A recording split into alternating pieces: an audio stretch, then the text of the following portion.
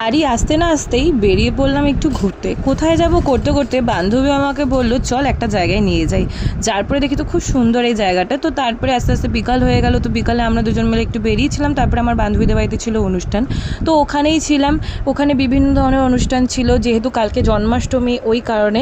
জন্মাষ্টমী মানে আমাদের পাড়ায় ওদের বাড়িতে প্রচুর বড় করে অনুষ্ঠান হয়, আর সেখানে সব পাড়া প্রতিবেশী উপস্থিত থাকে। সবাই মিলে মানে এই অনুষ্ঠানটা সবাই মিলে একসাথে উদযাপন করে, খুব মজা হয়। আমি তো অপেক্ষায় রয়েছি কালকের দিনটা কি করব না করব ওই কারণে। তো যাই হোক, তারপরে এখানে আরতি শুরু হয়েছিল। তারপরে আমাদের কি আর মানে আটকে কেউ রাখতে পারে? তো আমরা সবাই মিলে নাচ শুরু করে দিলাম, যেহেতু আমাদের ফেস্টিভ্যাল বলতে গেলে জন্মাষ্টমী ফেস্টিভ্যাল, যেই ফেস্টিভ্যালটায় সবাই পাড়া প্রতিবেশী মিলে এক জায়গায় হয়ে আমরা আনন্দ করি।